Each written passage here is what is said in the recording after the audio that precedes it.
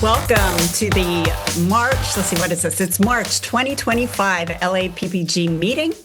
Elevate your workflow, OWC Thunderbolt 5 breakthroughs, and Jellyfish storage advancements. I want to introduce Jon Hoeg, the Director of Marketing and Communications from OWC. This is his first time with us, so thank you so much for being here with us. And I'm going to turn it over to you, Jon. You were telling me a little bit about what we're going to see, so I'm looking forward to hearing about this. Yeah, absolutely. Thank you so much for having us. I'm calling this tonight fast storage for finding the flow state because, when we're working with heavy video files, there's nothing worse than slow storage because as soon as that little spinning wheel comes up, you get up and you make a coffee or you pick up your phone, and that interrupts creativity. And everything we do at OWC is to remove those roadblocks from your workflow.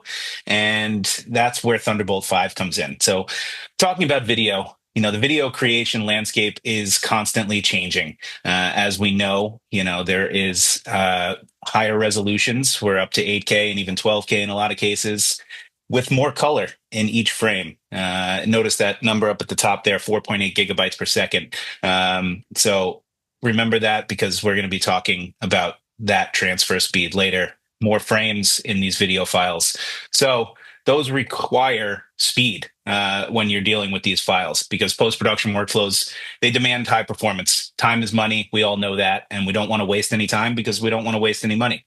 So we need fast and reliable storage solutions. We have direct attached storage that offer unparalleled speed. And even with cloud workflows, local high-speed storage is crucial for caching and temporary file handling. Because I know a lot of folks are moving to cloud-based workflows, but you still need to have those big files stored somewhere. And what I found in my research, and if you allow me to regale you with a little story, the Formula One pit stop, I'm sure everyone's seen or heard about Formula One and maybe seen Drive to Survive on Netflix, a really compelling series. On a different note, worth watching. I have some video here, but the sound share isn't working at the moment, so I'm just going to forgive. I'll let it play in the background. But from 1990 to 2023, the Formula One pit stop has gone from 8.9 seconds to 1.78 seconds. Now, you're asking yourself, how does this apply to post-production?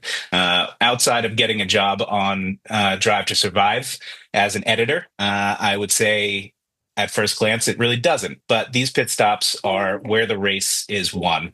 And we'll let this video finish playing. You can see how fast that pit stop was. This matches up almost exactly with speed over various connectivity protocols in the same time frame. So from 1995, we were introduced to FireWire 400, which was 50 megabytes per second. In 2000, we got FireWire 800, which was twice as fast at 100 megabytes per second. 2011, Thunderbolt came on the scene, 1250 megabytes per second, pretty incredible. Thunderbolt 2 was then 2500 megabytes a second. Thunderbolt 3, 3000. USB 4, 3000 as well. There's some variation there, but we don't need to get into the technicals there. And then now in 2025, we have Thunderbolt 5 at 80 gigabits or 6,000 megabytes per second, which is 6 gigabytes per second of transfer speed. So it's really, really incredible. And then if you look at these numbers from the pit stop, which I sped through unnecessarily, we have 11,900% increase in external storage transfer speed. So we're trying to keep up with these big files because external storage has come a long way. And here at OWC, we are here to serve you the best solutions to make sure your editing workflow can keep up. So the race is won in the pit stop in Formula One, but in our world, data transfer and smooth bandwidth streaming for your video files when you have multiple layers is our pit stop, and OWC is here to win. So why Thunderbolt 5? Well, it offers a best-in-class product set to deliver a really reliable, fast, direct attach connection for your favorite accessories. So it's 120 gigabits per second, as I mentioned, in boost mode. So these are really, really fast transfer speeds, and you can move those 8K files with ease. You can connect displays, and you can have twice as fast SSD transfer speeds as you did with previous generations. So Thunderbolt 5 is going to open up new journeys. And we're really just at the beginning of the Thunderbolt 5 experience right now. And things are going to get better, but they're already pretty impressive. So I'll start off with our first product that we offer. It's our Envoy Ultra direct attached SSD over Thunderbolt 5. It's weather sealed, and it delivers that 6,000 megabytes per second, and even in some tests, a little bit faster over Thunderbolt 5 connection, which is available now on all the new Mac Minis, the recently released Mac Studio, and a number of the MacBook Pros, depending on your configuration. So it's compatible. This disk will work with older versions. So if you're not on a Thunderbolt 5 machine yet, you are able to use this drive. And then when you're ready to upgrade, you'll have the future-proof design here. And it's silent and weatherproof. And just like a lot of OWC solutions, it's ultra reliable. And then the next product I want to talk about here is this OWC Thunderbolt 5 hub, which allows you to expand one Thunderbolt 5 port into 3. And without getting into too many of the details you may see on the screen here, one of the really cool and impressive things you can do with Thunderbolt 5 is you can daisy chain older Thunderbolt 3 devices. So we make a product called the Thunderblade. It's a RAID SSD device. It's very, very fast, big capacity, and it allows you to have 32 terabytes of storage in a tiny package the size of an iPad mini. That's Thunderbolt 3. That's at that 2,400 megabytes per second. It has an extra Thunderbolt 3 port on the back, and you can go ahead and daisy chain something like a card reader or another SSD to that, and you can use all the bandwidth of your Thunderbolt 5 port with Thunderbolt 3 performance. You can fully saturate that bus and you can use these older technologies that you have that you're not ready to get rid of because they're quite good as it is. And then with this hub, you also have 2 more Thunderbolt 5 ports to connect other SSDs, et cetera, things like that, displays. So the hub is really going to open up a lot of possibilities for you with Thunderbolt 5 because of this massive bandwidth increase and the ability to use older, more legacy products in conjunction with new Thunderbolt 5 products. This is going to be a game changer for you. And from there, I'm going to hand this off to my colleague, Loren Mally, who is the director of sales with Jellyfish. And he's going to give you an overview of OWC and as well as jump into Jellyfish technology and what we have coming down the pipeline in our network attached storage for video teams. Can I pop in here for 1 second to ask a quick question? Absolutely. Sherwood is asking, is that megabits or megabytes? Megabytes per second. If I said megabits, I apologize. Yeah, so it's six gigabits per second. Perfect. Yeah, 6 gigabytes. there's a small b on some of the end of those, but yeah, everything John's referring to is megabytes for sure. If you see a G before most of it, as far as gigabits per second, that's correct. The megabytes is the big B sign, but for sure, when we're going through the NASCAR stuff as it relates to data transfer speeds via Thunderbolt 5, it's the big B. Awesome. Okay. Yeah, megabytes per second. Yeah, and there's Loren, ready to talk to you about Jellyfish and our network attached storage solutions for video teams. All right. One of the things I really like about OWC is it really kind of has a true arc from the production side to the post-production side, even to the archival side, what have you. And this is just some of the fun things as far as at the bottom, you see somebody holding an actual Jellyfish Nomad, which is a shared storage device, and they are putting that in an overhead bin in a regional flight, which is amazing because no one's giving a shared storage device to TSA and saying a prayer, or giving it to FedEx and saying, it's going to get there. It's going to get there. I promise. This enables them to say, okay, I could take it with me. And that's what the one you see on the very right bottom hand side, that's a little tiny Jellyfish Nomad. It's all NVMe or all flash based shared storage. And it's designed for video editors to feel like they're just connected to an external hard drive, and that's the idea of everything behind OWC as far as making it, reliable, highly performant, easy to use. So, and whether it be from the Atlas cards, the top left-hand corner with that little video going on, or whether it be, the external hard drives that we have that are used, prevalently for, in production and post-production. So I'm director of sales. My name is Loren Mally, and I have kind of a focus, if you will, or subject matter expert aspect for Jellyfish and the shared storage side. I am a cinematographer and video editor, which is putting me in the seat of I can't wait to get the new Atlas card. I can't wait to get the 1MT Express 1M2. And I'm looking at the X12, the bigger Thunderblade all flash NVMe RAID that we have. And so I'm a customer as well as an advocate. And so going through post-production workflows and consulting with various, different post-production teams and companies throughout the years. And so we have about 750 plus jellyfishes out there throughout the globe. And the interesting thing is, every jellyfish is connected to multiple video editors or multiple creatives on the post side. And every one of those edit suites, if you will, can easily start with, an Atlas, CF Express type A or B or an SD card. And then that goes into a dock or a reader. And then that goes into the workstation. And that workstation is connected to, the hip bone's connected to the neck bone and all that stuff, right? So going into a Thunder Bay or a Thunder Blade as far as a nearline backup or an ease of use aspect. And then if we pan out and we look at the 6 or the 12 or the 20 different video editors or creative on the post side, all of them can have these solutions on a one-to-one basis, but all of them also are connected to a Jellyfish shared storage device. And again, they have that ease of use, that performance, that reliability aspect, which we'll go into. So my contact information is there. It's at the end as well, and it can be shared. So if anyone has any questions, I'm always eager to help, and be a resource as much as possible.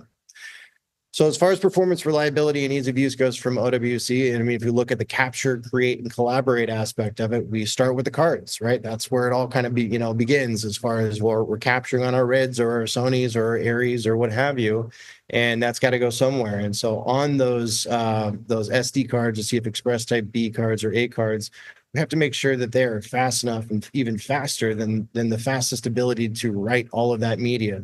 So we cannot have any frame dropped whatsoever when we're capturing this. And that continues throughout the process of taking those cards and then offloading them into whatever kind of storage device we have. So if you could see here, we have capture and then create. And the first portion of create is the connectivity aspect. And as it continues to move down right there, as far as internal storage, whether that be an Excelsior that goes inside your Mac Pro or what have you, and you have just an amazing, immense amount of speed, 10,000 megabytes, the big B, right, by the way, or plus, even up to 20,000 megabytes per second, image sequence files. It really doesn't matter at that point. Tons of audio, tons of photo. I mean, all of this can be played back with ease as far as the rated with that redundant aspect. So we're mitigating the risk aspect of losing a particular drive. But since we're connected to this 8 blades of NVMe, we just have an amazing amount of storage. And then we move forward as far as now we have a connected to a Thunderbolt connection. So we still have that incredible speed as far as, whether it be a Thunderbolt 3 or 4 or 5, whether it be a, 2000, 2500 or, now up to 6000 megabytes per second, as far as that transfer speed. Then looking at the type of drives that we're putting inside, whether they be NVMe or SSD, we have the IOPS, we have the performance, and again, the reliability and ease of use that really all video editors and a lot of the folks on the post-production side and production side have come to almost expect these days. I mean, having something complex it really has taken a back seat. It needs to be easy to use. It needs to be reliable. And it definitely needs to keep up with the evolving frame rates and codecs and resolution and edit styles that are becoming more and more available for everyone. And as we continue through the collaborate aspect, we have our Jupyter line for general purpose storage. So if you want to clunk some really high quality enterprise level storage into your existing system for your IT team to say, hey, thumbs up, high five, thank you. We needed the terabytes, we needed the petabytes of storage. Or if you need something that's easy to use for your team of video editors, that's where Jellyfish really stands up and highlights the fact that we can support the post-production team. Whether that be a little tiny Nomad, which is the top list right there, it's a 14-pound thing. That's the device I said in the very beginning. You have that picture of somebody putting it in, a shared storage device that can be set up for 6 different video editors. You can be ingesting and reading and even transcoding all on a Jellyfish all at the same time. And you took 5 minutes to set it up on set. And that's a nomad. And so if I have a 6-person team, that's a studio. If I have a larger team, that's a tower. All of those devices are quiet. So they can sit right next to me, like this little guy right back here, this little big guy, actually, this little tower. I mean, that has 480 terabytes, 318 terabytes of available storage. I can connect 16 4K users to it, and everyone can hit spacebar at the same time and not drop a single frame. That's amazing, in my opinion. And if we need to go bigger than that, great. That's where we have the rack devices. So whether it be into 3.5 petabytes of raw storage, or if I have 150, 200 people that need to access media all at the same time, and XT stands up. If I need a backup device, B24 stands up. If I have high, image sequence files, or I have a lot of people that need that IOPS from a throughput perspective, and S24 steps up. So it's amazing that we have a line that really kind of encompasses all aspects of production to post-production. So production meaning on the cards, obviously, and then the post-production to offload all of that media from the cards to docks, readers, external hard drives, RAIDs, to a shared storage team environment. So on the capture side, we have the Atlas cards, so the CF Express Type Bs and Type As, and then the SSD cards. So we either have the the Ultras, which are going to be a lot more performant, and then we have the Pro line, which is going to be as very, very performant, but it really depends on the kind of camera and the codecs and resolution that you actually need to capture, and that would depend on the kind of card you're getting. This is kind of cool. Creator put actually a video together, and this is one of the things that's also great about OWC is the fact that they're able to continue to work with whether it be influencers or studios or folks that are trying to tell their story.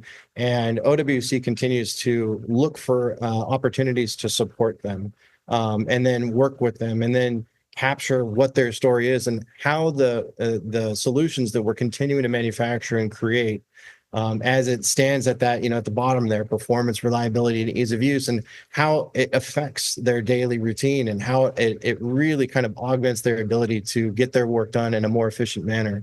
And so see some of these, devices here, as far as the ProDAC at the bottom right-hand corner, to the CF Express Type B card reader, to the dual SD readers. And it's just a really nice lineup as far as how it kind of focuses on the capture aspect.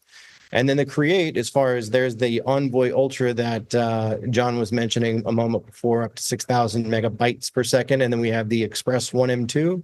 And then we even have the newer Thunderblade coming out, which maybe it's a little too early to talk about. But nonetheless, the X12 is coming out, and it's amazing as far as having the ability of having more NVMe blades inside of an external hard drive, if you will. So now we have that NVMe up to 12 blades, and we have that ability of more storage, more performance, more redundancy. And then there's the Excelsior that I was kind of ranting on about before, having, up to 64 terabytes internally in your Mac Pro or what have you. And you have 8 blades inside of there, and you have and we've clocked it up to 20,000 megabytes per second. It's incredible. And then again, we have as far as the Pikes Peak Hill climb, it's an amazing thing they do annually. And as you can see here, as the cars are ripping around the corner, you can't say cut. You can't do that again. It's got to catch it or it's not. And so that reliability aspect and that performance, regardless of whatever kind of camera they're using, is paramount. It's extremely important. And as it gets into the the collaborate aspect, here's the lineup of Jellyfish. So going from left to right, the little Nomad that could, if you will, is an all NVMe based device. It's 14 pounds. It comes in a little tiny optional travel nano case that you could throw on your shoulder and travel around the world, which I have with that several times. And it's amazing the ability to set that up within minutes, and then having multiple people be able to just start taking those Atlas cards into a reader, right, into the MacBook Pro or whatever kind of workstation you have, and they're directly connected to this, and they're offloading media. And as soon as I offload that media, you have availability immediately, and we all can be working on the media at the same exact time. And that thought process moves all the way up. It just depends on the kind of media and the kind of teams that you're working with. So if it's more stationary, a studio can be a very economical solution, because we could put spinning drives in that with a 3-tiered caching, RAM, flash, and spinning drives. All my terabytes of storage isn't something that's not going to break the bank, but it still gives me a lot of performance. I mean, 4K performance for a 6-person team. That's what a studio is, even on spinning. And the fact that I don't have to be an IT person, I don't need a switch, and it's easy to, it feels like an external hard drive at the end of the day. That drive pops up on my desktop, and what do? Well, open Premiere. Let's get started. I'll get in Resolve. Let's get started. Let's get into Final Cut. Let's get started. Media Composer, what have you.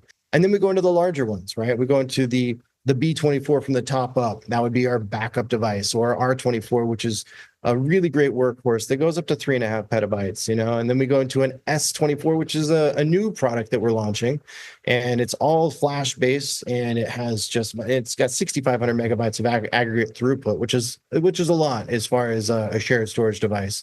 And again, having 24 SATA flash drives gives us the ability of having not just more aggregate throughput, but we also can, get a little heavier on the image sequence type of files, provided everything fits within your typical 10 gig connection. And then we go to the XT. So if anybody out there has 150 people that they want to connect to, and they want something that's performant, reliable, easy to use, and XT stands up. And some of these things you can get really interesting with. We can put R24 expansions with an S24. So we can have a really, really fast 40 terabytes of flash, and then we can have a second tiered, still extremely performant, but spinning. So we didn't have to spend the flash money. We can get spinning and still actually have reliability, ease of use, and the performance that we need. But not every workflow is exactly the same, as we all know. So those are the considerations and configurations that we can get creative with.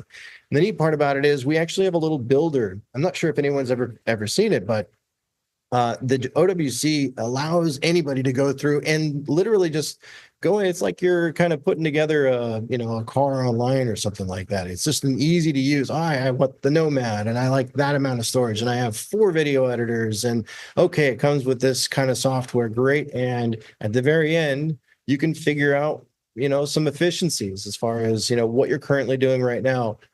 It takes me X amount of time to wire cables, X amount of time to copy media, X amount of time to do X, Y, and Z. So if I can eliminate some of those efficiencies versus how much the Jellyfish is costing, well, just like what Jon was saying earlier, as far as that time component, that labor and time and money component, we can eliminate some of those efficiencies on the labor side. Then we can see, by purchasing an efficiency tool, how it can pay itself off in a sense, right? So a general guide is what that Jellyfish builder is for, that anyone has the ability of going through.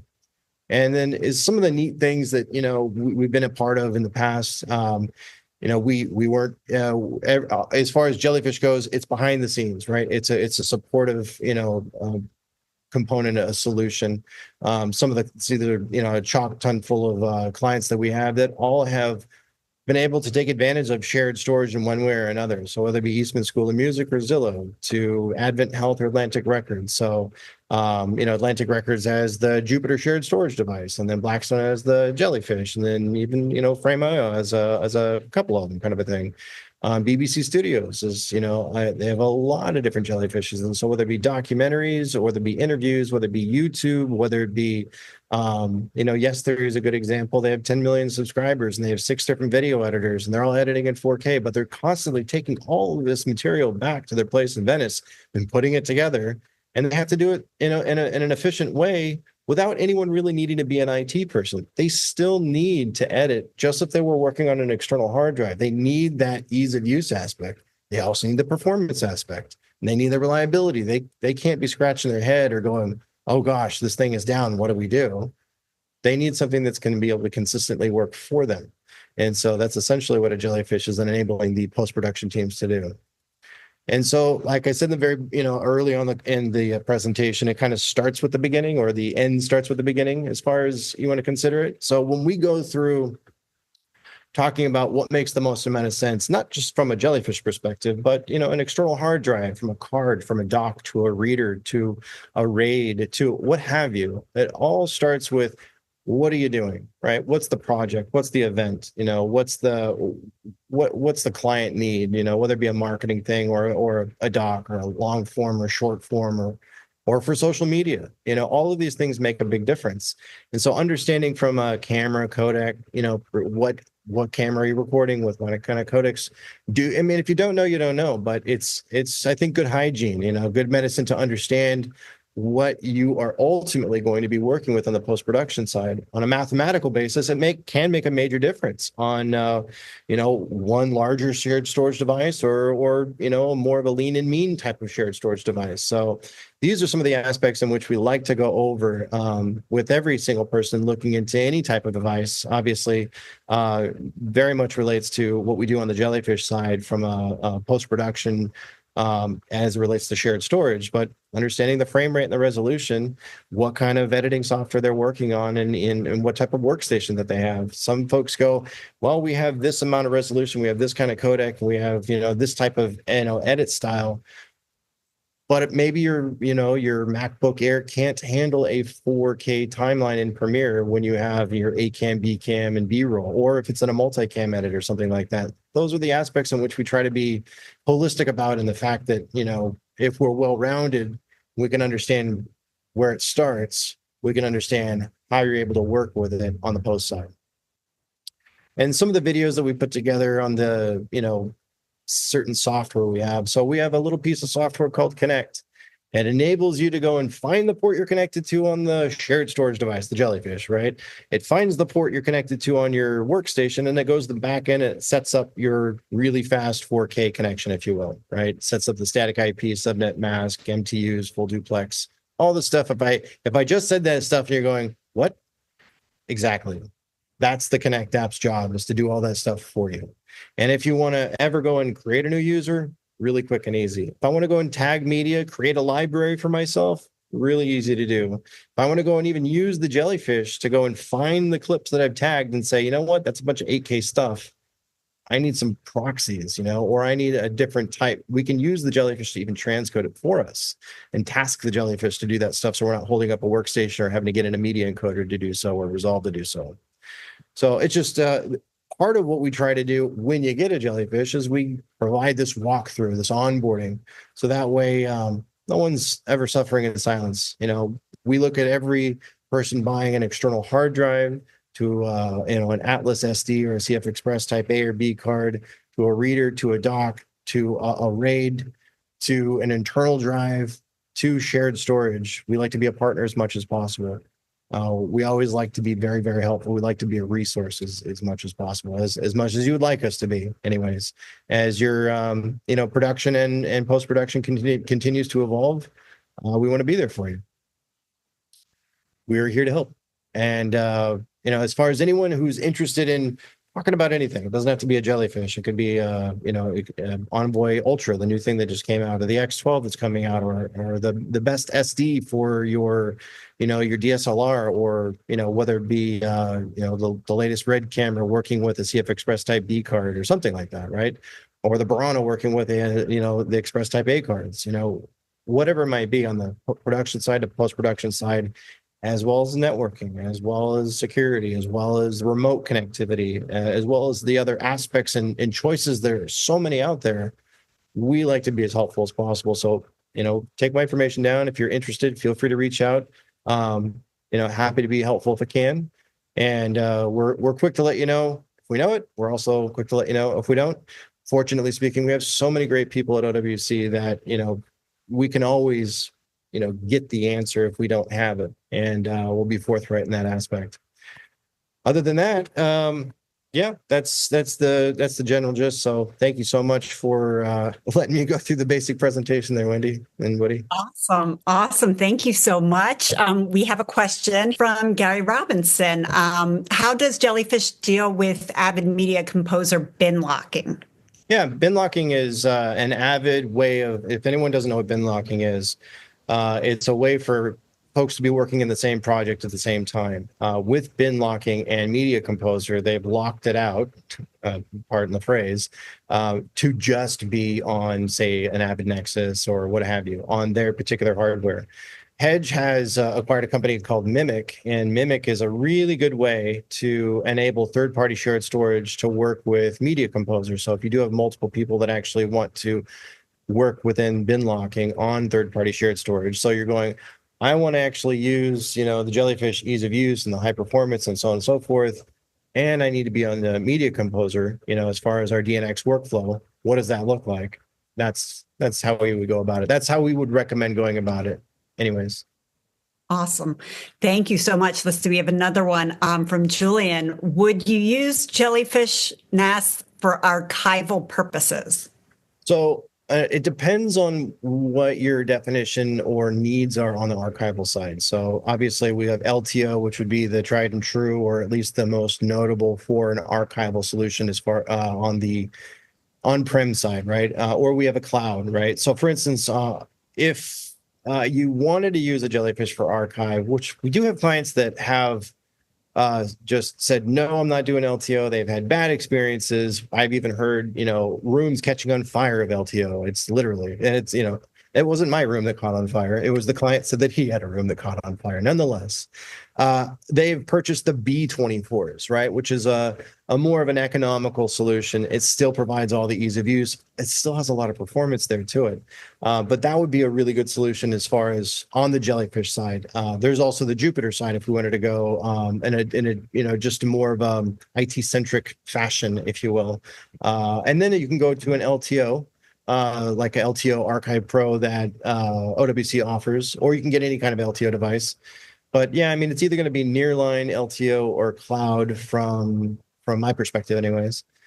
And but as far as using Jellyfish for archive, although it's not necessarily in the forefront of that being designed for archive, the B24 enables the economics to make sense.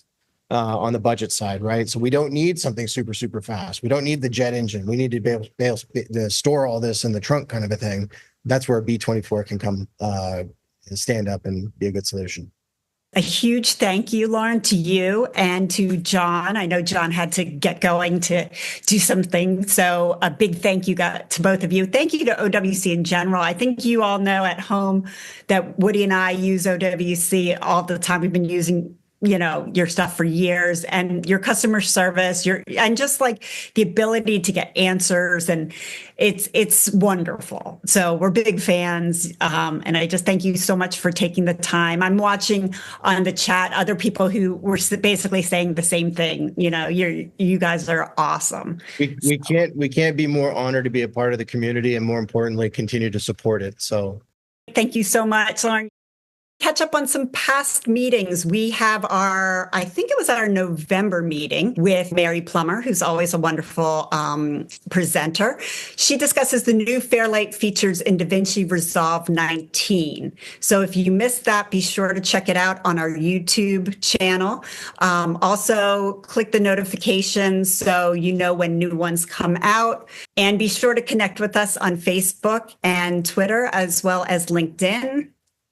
And a huge thank you to our partners at the gold level. We have OWC and Zeiss. Silver, we have Synology, and we have supporting community and media partners that help us get the word out. Everyone have a good night. Thank you so much. Loren, you take care.